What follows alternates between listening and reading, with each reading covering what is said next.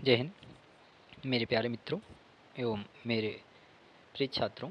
जैसे कि हम जानते हैं कि अब तक हम लोगों ने 29 प्रश्न कर लिए हैं। अब उसके आगे की हमें आज चर्चा करनी है। आइए देखते हैं कौन से प्रश्न बनते हैं आज के। तो आज का पहला प्रश्न देखेंगे।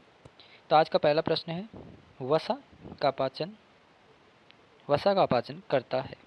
आपको बताना है वसा का पाचन करता है, कौन करता है, मोस्ट इम्पॉर्टेंट है। पेप्सिन करता है। आपको बताना ये है कि वसा का पाचन कौन करता है।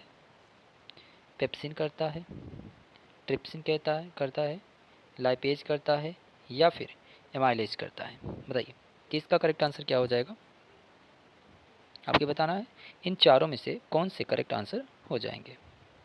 ये आपके एग्ज़ाम के लिए अति महत्वपूर्ण सीरीज चल रही है। इसको ज्वाइन डेली 8 बजे कर लिया करें, ठीक है। बताइए 30 का करेक्ट आंसर क्या हो जाएगा। लाइपेज। क्या आंसर हो जाएगा, लाइपेज। अगला प्रश्न देखते हैं। अगला प्रश्न कहा गया है, वाष्प उत्सर्जन कैसी प्रक्रिया है।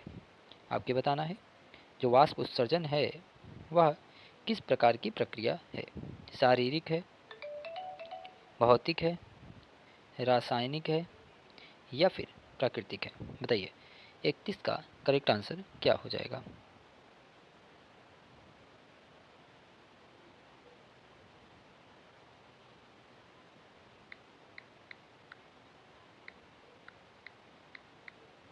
बता भाई करेक्ट आंसर क्या हो जाएगा, बताइए 31 का करेक्ट आंसर क्या हो जाएगा। ऑप्शन नंबर बी यानी कि भौतिक। कौन हो जाएगा, भौतिक, ठीक है। अगला प्रश्न देखते हैं। अगला प्रश्न कहा जा रहा है आपसे, पादप में फ्लोएम संवाहक होता है। बताना यह है कि पादप में जो फ्लोएम होता है वह किसका संवाहक होता है। भोजन का, अमीनो अम्ल का, जल का या फिर कार्बन डाइऑक्साइड का। 32 का करेक्ट आंसर क्या हो जाएगा। अगर बात करें हम किसकी, पादप में फ्लोएम की, तो जो पादप में फ्लोएम होता है वह भोजन का जो है संवहन करता है। किसका संवहन करता है, तो पादप का, ठीक है। पादप के अंदर किसका संवहन करता है, ये भोजन का संवहन करता है, ठीक है। अगला प्रश्न देखते हैं। 32 का करेक्ट आंसर क्या हो जाएगा इस तरीके से। सही है, ठीक है। अगला प्रश्न देखते हैं। अगला प्रश्न कहा गया, लार में निम्नलिखित में से कौन से एंजाइम पाए जाते हैं। बताना ये है लार में कौन से एंजाइम पाया जाता है। लाइपेज पाया जाता है, गैस्ट्रिन पाया जाता है या फिर टाइलिन पाया जाता है या फिर पेप्सिनोजेन पाया जाता है। बताइए 33 का करेक्ट आंसर क्या हो जाएगा। बता भाई 33 का करेक्ट आंसर क्या हो जाएगा। लार में निम्नलिखित में से कौन से एंजाइम पाए जाते हैं। टाइलिन एंजाइम पाया जाता है। कौन सा एंजाइम पाया जाता है, तो टाइलिन एंजाइम पाया जाता है, ठीक है। अगला प्रश्न देखते हैं। अगला प्रश्न कहा जा रहा है आपसे, क्या कहा जा रहा है, अग्नाशयिक रस में निम्नलिखित में से कौन सा एंजाइम पाया जाता है, ठीक है।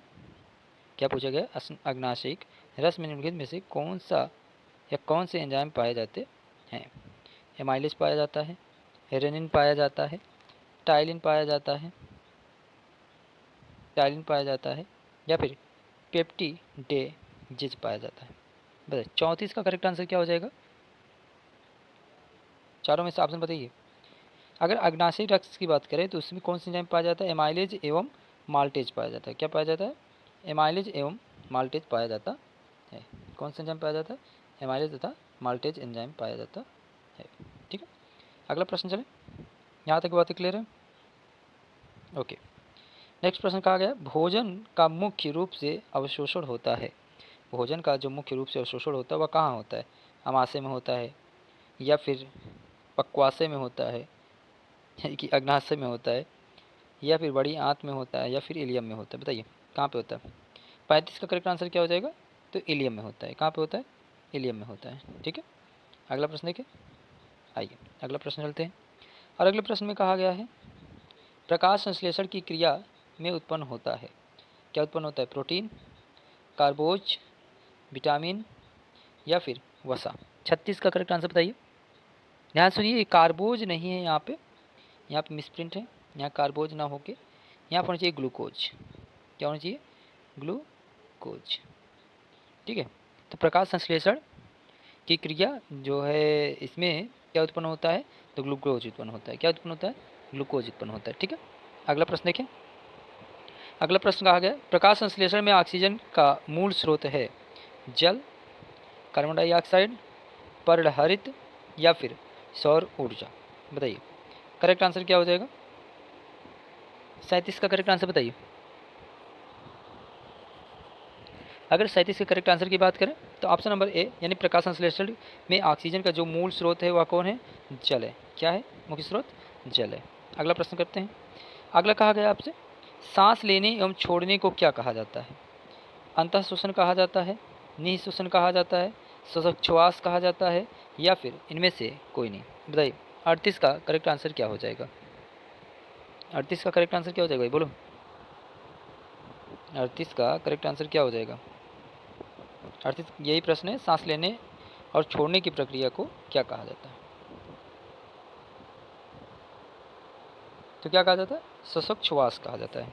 ठीक है, अगला प्रश्न देखिए पित्त रस कहाँ से स्रावित होता है, अग्नाशय से, यकृत से या फिर छोटी आंत से या फिर इनमें से कोई नहीं।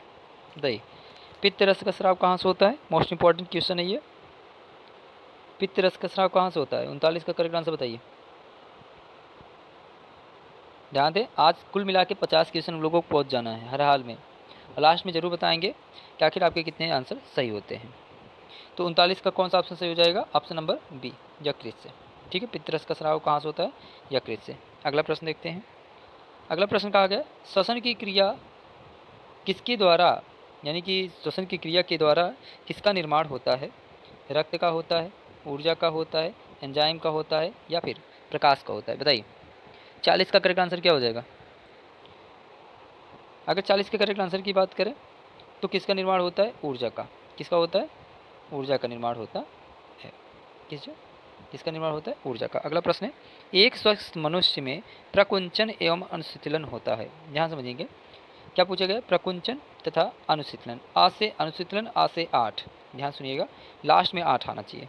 तो या तो ये सही है या फिर ये सही है।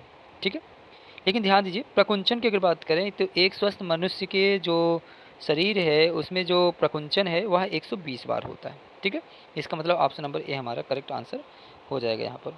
ठीक है, कौन सा आंसर सही हो जाएगा, 120/80। अगला प्रश्न देखते हैं। तंत्रिका तंतु की उत्पत्ति किस प्राथमिक ऊतक द्वारा होता है, एक्टोडर्म, मीजोडर्म, एंडोडर्म या फिर इनमें से कोई नहीं। बताइए 42 का करेक्ट आंसर क्या हो जाएगा। तो 42 का कौन सा हो जाएगा आंसर सही, बोलिए भाई।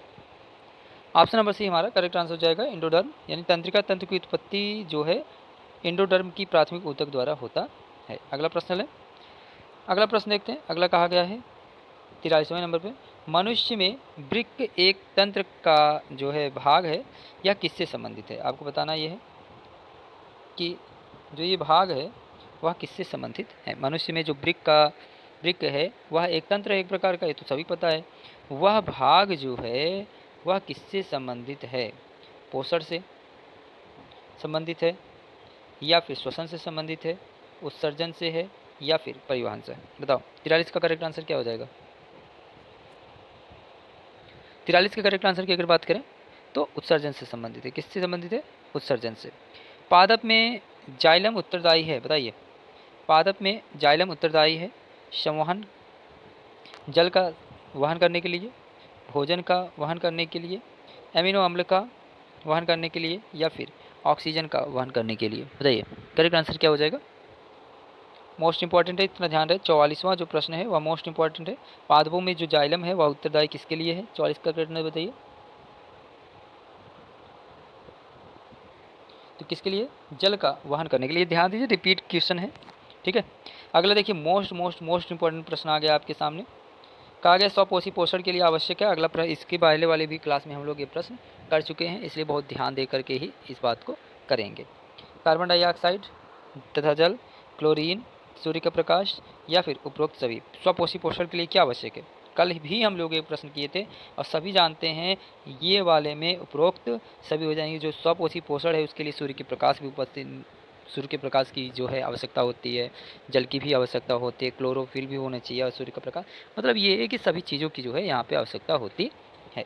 ठीक है, अगला प्रश्न 1 मिनट वेट कीजिए।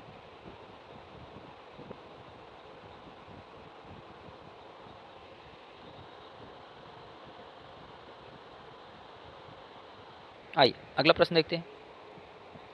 पानी वानी पी लिया कीजिए बीच बीच में, ठीक है, पानी वानी पियेंगे चित्त शांत रहेगा। ठीक है, आइए अगला प्रश्न देखें। ठीक है, पाइरुवेट बताना है, पाइरुवेट के विखंडन से यह कार्बन डाइऑक्साइड जल तथा ऊर्जा देता है। यह कौन सी क्रिया है?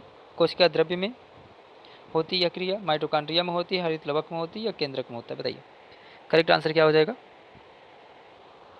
46 का करेक्ट आंसर बोलिए। तो माइटोकॉन्ड्रिया में होता है। अच्छा, ऊर्जा का गृह किसे कहा जाता है? तो वह भी क्या हो जाएगा? माइटोकॉन्ड्रिया हो जाएगा। अगला प्रश्न देखते हैं।